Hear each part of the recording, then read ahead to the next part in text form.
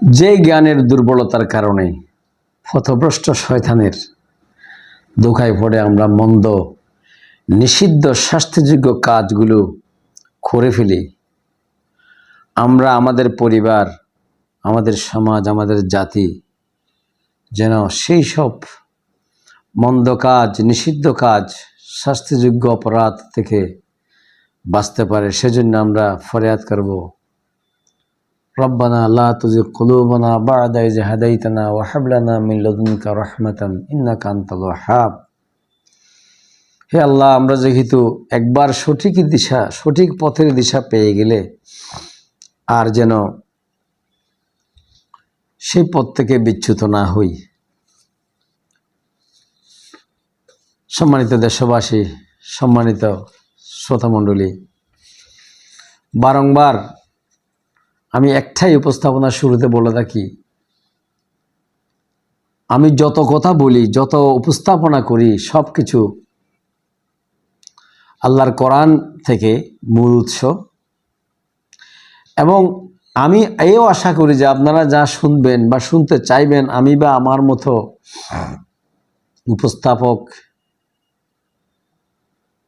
কিংবা দেশে as a মুসলিম অধ্যুষিত দেশ হিসেবে মসজিদ, মাদ্রাসা, শিক্ষা প্রতিষ্ঠান,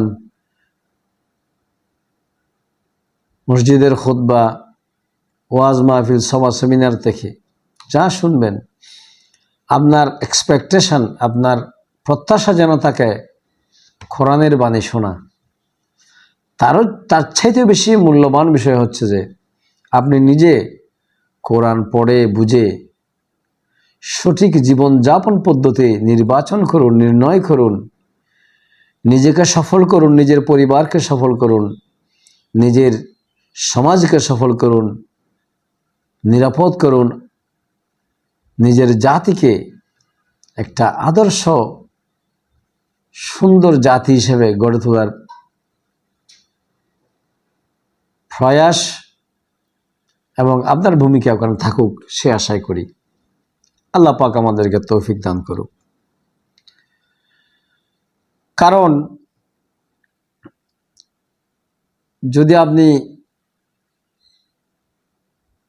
সূরা ইব্রাহিম, আমি বারংবার বলতেছি, একটা সূরা ইব্রাহিমের প্রথম বাক্যটা যদি আপনি পড়ি, আলিফ লাম রা কিতাবুন আনজালনাহু ইলাইকা লিতুখরিজান নাসা মিনাজ যুলুমাতি ইলান নূর। নাস শব্দের অর্থ মানব জাতি। বারংবার একই কথা বলে থাকি, কোরআন হচ্ছে সমগ্র মানব জাতির জন্য আলোকবর্তিকা, পথের দিশা, সঠিক জীবনযাপন পদ্ধতির সঠিক বিধান, উদাহরণ, বিস্তারিত বর্ণনা, ব্যাখ্যা সবকিছু দেওয়া আছে ওখানে। অতএব এটা যেন প্রত্যেক জাতি, ধর্ম, বর্ণ, বয়স, জেন্ডার সবাই যেন এটার প্রতি সে সম্মান বা সে আগ্রহ প্রকাশ করে, এটা যেন গুরুত্ব সহকারে এখান থেকে তার জীবনের নিরাপত্তা, সুখ, সমৃদ্ধি খুঁজে পেড়ায় এই জীবনে এবং অনন্ত জীবনে। এই তেলাওয়াতকৃত আয়াতের ব্যাখ্যাংশের অর্থ হচ্ছে যে এই কোরআন এমন এক গ্রন্থ আল্লাহ পাক নাজিল করেছেন যাতে এটার মাধ্যমে মানুষের তাদের মালিকের আদেশক্রমে অন্ধকারাচ্ছন্ন অথবা ভুল জীবনযাপন পদ্ধতি থেকে আলোতে বের করে আনা যায়। বিইজনি রব্বিহিম ইলা সিরাতিল আজিজিল হামিদ, সেই সঠিক পথে, যেই পথ সমস্ত প্রশংসা, আধার, সমস্ত পবিত্রতার ঊর্ধ্বে আমাদের সৃষ্টিকর্তা রব্বুল আলামিনের পক্ষ থেকে, পরাক্রমশালী আল্লাহর পক্ষ থেকে এই বিধান, এই আলোকবর্তিকা, এই পথের নির্দেশিকা। এবং এটার আরেকটা ডেফিনেশন যদি আমি দিতে যাই, সেটা হচ্ছে সূরা ফুরকানের 1 নম্বর বাক্য বা সেন্টেন্স বা আয়াত, তাবারাকাল্লাযী নাযালাল ফুরকানা আলা আবদিহি লিয়াকুনা লিল আলামিনা নাযীরা। আল্লাহ পাক সুবহানাহু ওয়া তাআলা সত্য এবং মিথ্যার পার্থক্যকারী, সঠিক এবং ভুলের পার্থক্যকারী, গ্রহণযোগ্য এবং অগ্রহণযোগ্য, নিষিদ্ধ এবং গ্রহণযোগ্য সমস্ত জিনিসের যেটা আধার, ফরকান, পার্থক্যকারী এই কোরআন নাজিল করেছেন, যাতে করে সৃষ্টিকুল, সমস্ত সৃষ্টিকুল আশরাফুল মখলুকাত বিশেষ করে এখান থেকে তার নিজের সঠিক জীবন যাপনের ক্ষেত্রে সতর্কতা অবলম্বন করতে পারে। এটা এমন এক কিতাব, সূরা জুমারের 23 নম্বর বাক্য সেন্টেন্স বা আয়াতের মধ্যে বলেছেন, ভূমিকার মধ্যে এই কথাগুলো বলার পেছনে কারণ হচ্ছে, আমি যেমন বলতেছি এখান থেকে আপনি যত সামান্য জানবেন, আপনি নিজে যদি এটা ধারাবাহিকভাবে এইভাবে বুঝে বুঝে পড়েন, আপনি আরো বেশি সফল কাম হবেন। এই কোরআনের আরেকটা বর্ণনা হচ্ছে যে এমন, আল্লাহু নাযালা আহসানাল হাদিস কিতাবাম মুতাশাবিহাম মাসানি তাকশাইরু মিন জুলুদিল্লাযীনা ইয়াখশাউনা রাব্বাহুম সুম্মা তালিনু জুলুদুহুম ওয়া কুলুবুহুম ইলা যিকরিল্লাহ যালিকা হুদাল্লাহ ইয়াহদি বিহি মান ইয়াশা ওয়া মান ইউদ্লিলিল্লাহু ফামা লাহু মিন হাদ। এই কোরআনের মধ্যে বর্ণিত সঠিক পথ নির্দেশিকা, জীবন বিধান, ভালো মন্দ, সত্য মিথ্যা পার্থক্যগুলো এমনভাবে বর্ণিত আছে, যখন যেখানে আপনি প্রশ্নের সম্মুখীন হবেন তার রেফারেন্স, উদাহরণ, উত্তর অন্য একটা জায়গায় দেওয়া আছে। আপনাকে সেটা আমাকে খুঁজে নিতে হবে, এবং এটা যখন আপনি পেয়ে যাবেন তখন আপনার অন্তর, চামড়া সব কেঁপে উঠবে, এবং আল্লাহর কুদরত, আল্লাহর মহাপরাক্রমশালীতার প্রতি, কুদরতের প্রতি আপনি সিজদাবনত হবেন, ঝুঁকে পড়বেন। আর এর দ্বারা এই পথ যিনি খুঁজে নেবেন তাকে আল্লাহ সঠিক পথে পরিচালিত করবেন। আর যদি কোনো কারণে এই পথকে পরিহার করে কেউ চলে, তাহলে আল্লাহ যদি তাকে ভুল পথে পরিচালিত হয়ে যায়, তাকে আল্লাহ সেখান থেকে উদ্ধার করবে না, বরঞ্চ সে শাস্তির আওতায় আসবে।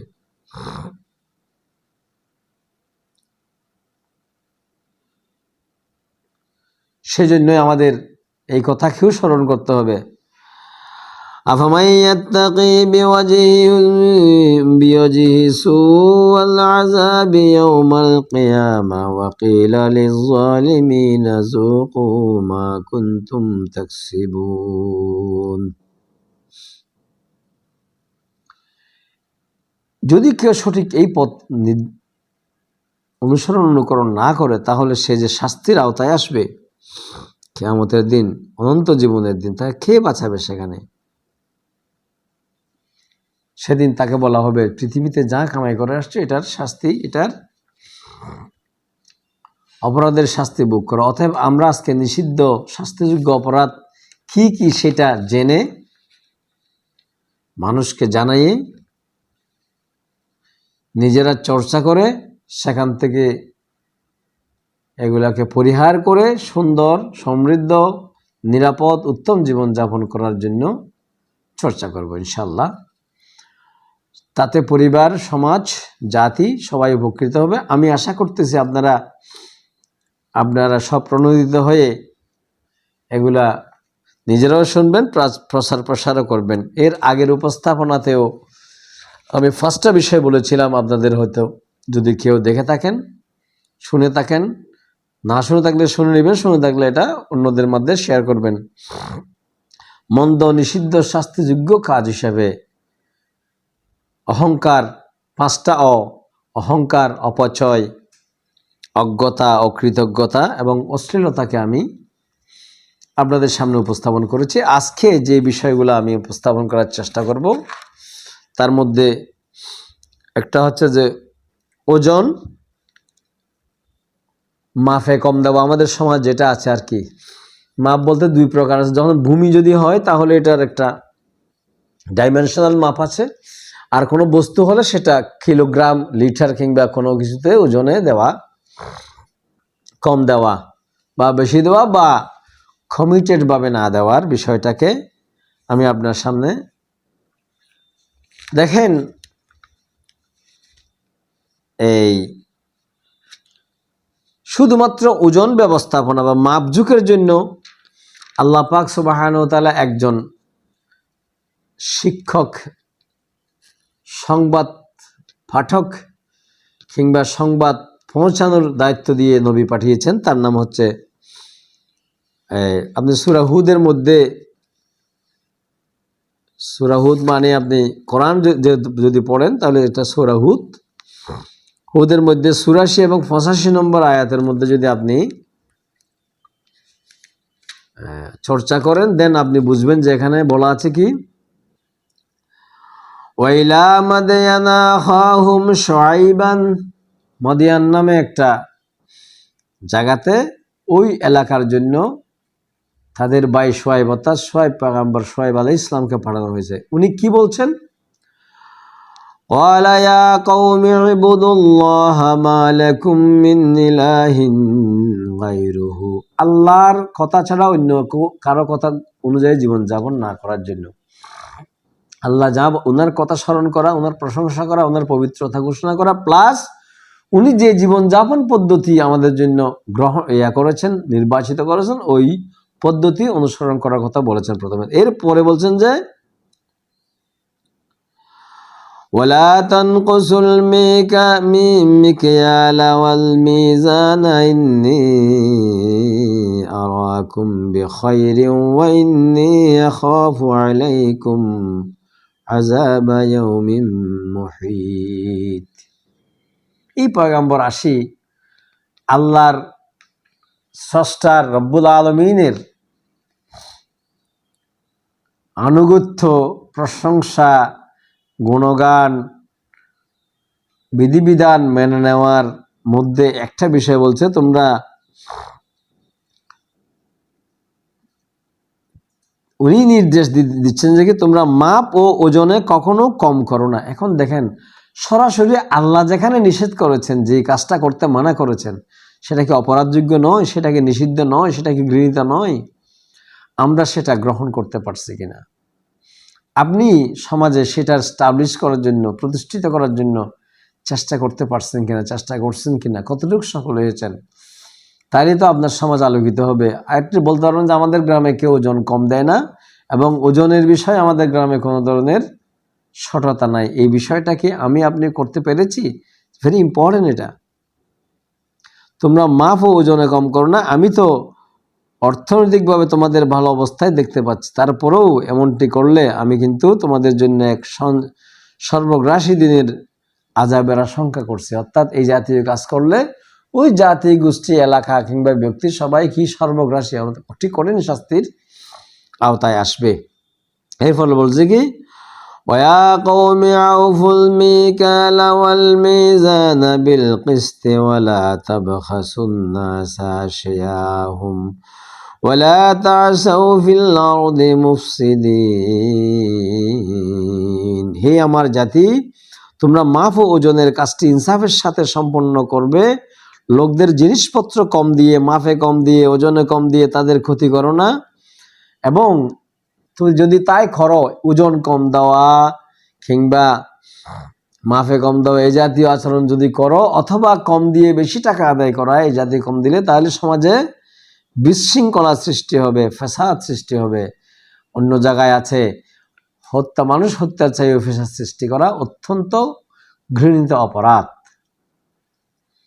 সম্মানিত শ্রোতা মণ্ডলী, তাইলে আজকের অন্যতম একটা বিষয় হচ্ছে যে ওজন এবং মাফে কম দেয়। এই কথাটা শুধুমাত্র সূরা হুদে না, এবং সূরা বনী ইসরাইল রাসূল পাক সাল্লাল্লাহু আলাইহি ওয়াসাল্লাম যখন মেরাজে গেলেন, যে সেই সময়ের জন্য যে সূরা নাজিল হয়েছে বনী ইসরাইল ইসরা হিসাবে, সেই সূরাতেও সামগ্রিকভাবে আল্লাহ রসুলকে হিকমতের কথা বলে বলছেন যে কি, ওয়াউফুল কাইলা ইযা কিলতুম ওয়াজিনু বিল কিসতাসিল মুস্তাকিম যালিকা খায়রুন ওয়া আহসানু তাওয়িলা।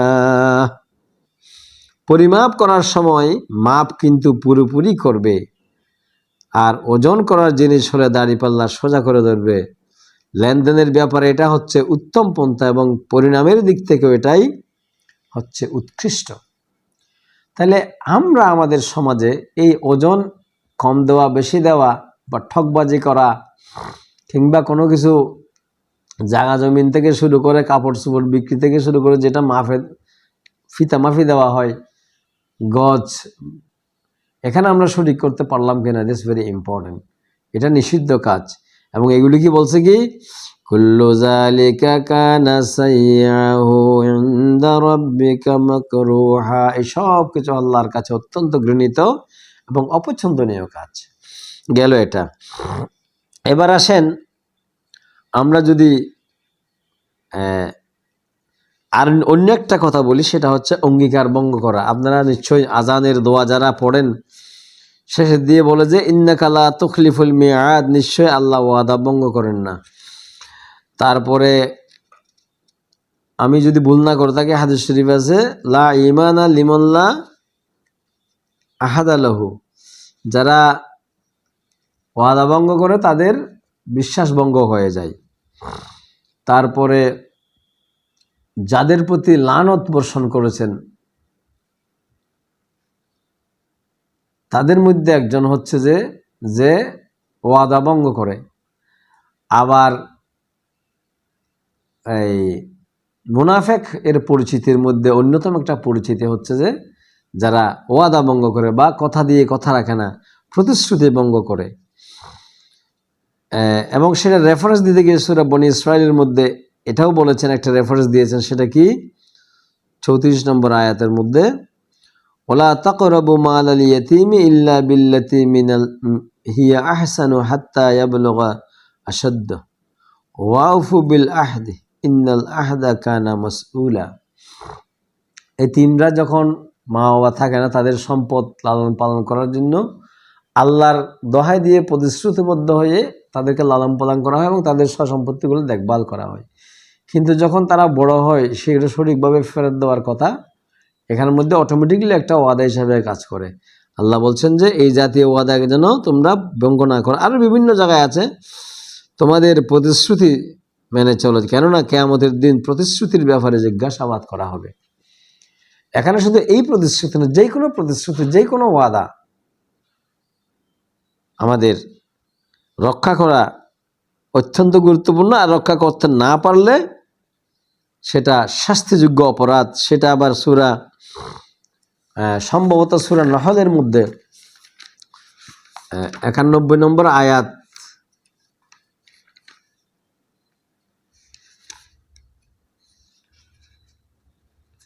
সূরা নহলের মধ্যে এই বিষয়টা আসছে। ওই যেটা আছে, ইন্নাল্লাহা ইয়া'মুরু বিল আদলি ওয়াল ইহসানি ওয়া ইতা'i যিল কুরবা ওয়া ইয়ানহা আনিল ফাহশাই ওয়াল মুনকার ওয়াল বাগই ইয়া'iযুকুম লা'আল্লাকুম তাযাক্কারুন। এই আয়াতের পরের আয়াত 91 নম্বর আয়াত, ওয়াউফু বিআহদিল্লাহি ইযা আহাদতুম ওয়া লা তানকুযুল আইমানা ইয়াহদা বা'দা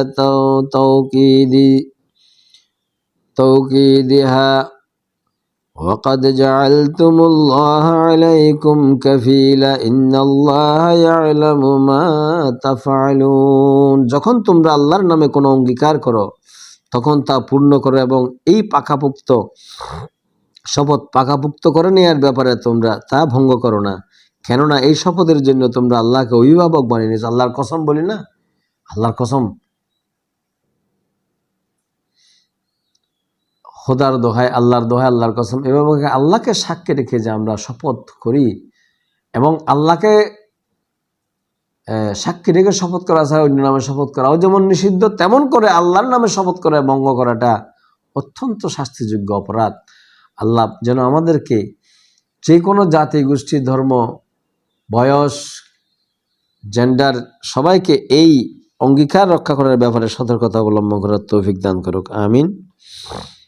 শুধু তাই নয়, সেখানে সূরা বাকারাতেও একই কথা আসছে, আরো বিভিন্ন জায়গায়। এই জন্য আপনাদেরকে বারবার বিনীতভাবে অনুরোধ করতেছি, আপনারা কোরআনটা নিজেরা পড়ে নেবেন। তাহলে বনী ইসরাইলের প্রতি বিভিন্ন ধরনের কথাবার্তা বলে আল্লাহ পাক সুবহানাহু ওয়া তাআলা এই কথাও বলেছিলেন যে আমি সূরা 85 নম্বর আয়াতের মধ্যে বলছেন যে তোমাদের কাছ থেকে আমি প্রতিশ্রুতি নিয়েছিলাম, তোমরা তোমাদের কারো রক্তপাত করবে না, নিজেদের লোকদের ঘরবাড়ি থেকে উচ্ছেদ করবে না, অতঃপর তোমরা তা স্বীকারও করে নিয়েছিলে। তোমরা তো নিজেরাই সাক্ষ্য দিচ্ছ। এই জাতীয় প্রতিশ্রুতি বনী ইসরাইলরা করার পরেও এটা রক্ষা করে নাই। এই বিষয়েও বিশদ ব্যাখ্যা করা আছে, বাট আমি সময়ের সংক্ষিপ্ততার জন্য এত বিস্তারিত বলবো না। আশা করি আপনারা এই বিষয় নিয়ে নিজেরা চর্চা করে নেবেন। এরপরে শাস্তিযোগ্য অপরাধ হচ্ছে যে অঙ্গীকারের পরে মিথ্যা চর্চা করা। মিথ্যার মধ্যে সবচাইতে বড় মিথ্যা হচ্ছে যে আপনি না জেনে জানার ভান করা একটা মিথ্যা, আবার স্বাস্থ্য সংশ্লিষ্টতার জন্য একটা বানোয়াট একটা বিষয়কে একটা সঠিক বিষয়ের মতো রূপান্তর করে একটা মানুষের ক্ষতি সাধন করা, অথবা একজনকে বাঁচাইতে গিয়ে আরেকজনকে ক্ষতি করতে গিয়ে যে মধ্যখানে যে সাক্ষী প্রথা আছে বাংলাদেশের মধ্যে বা বিশ্বের বিভিন্ন মানুষের মধ্যে, এই জাতীয় মিথ্যার আশ্রয় না নেওয়া। হাদিস শরীফের মধ্যে, কোরআনের মধ্যেও আছে, আল্লাহ রসুলের বাণীর মধ্যেও আছে, আস-সিদকু ইউনজি আল কাযিবু ইউখলিক, সত্য সমুন্নত, মিথ্যা ধ্বংসপ্রাপ্ত। তাহলে আরেকটা আমরা পাইলাম যে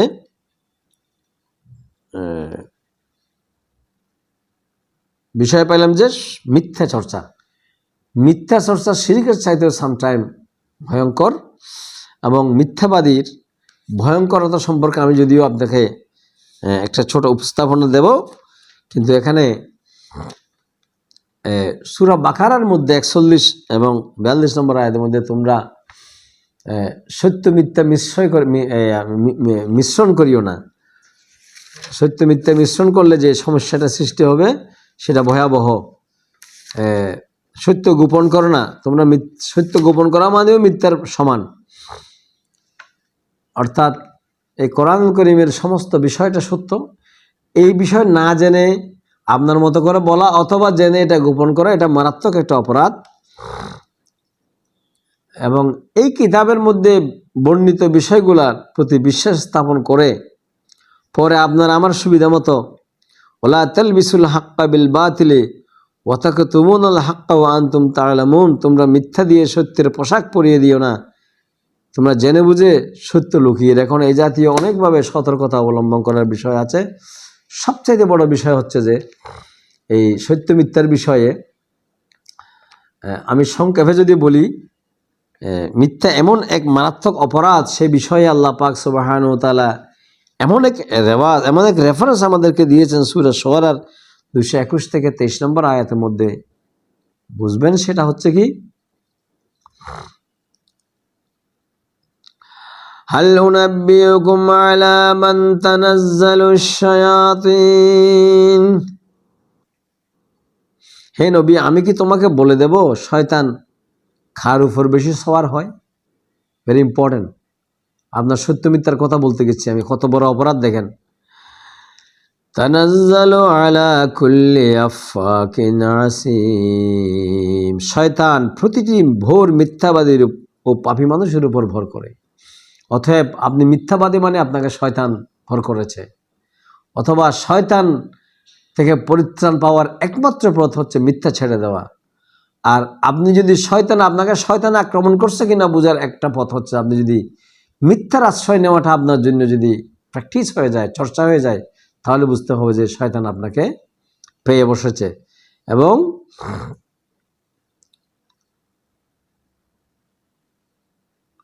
আর যারা এই আজে বাজে আগরুম বাগরুম কথা শোনার জন্য কান পেতে থাকে, এদেরকে সবাই মিথ্যাবাদী আর এদের সবাই গুমরা, ভয়ানক শাস্তির আওতায় আসবে, এই কথা আল্লাহ ঘোষণা দিয়েছেন।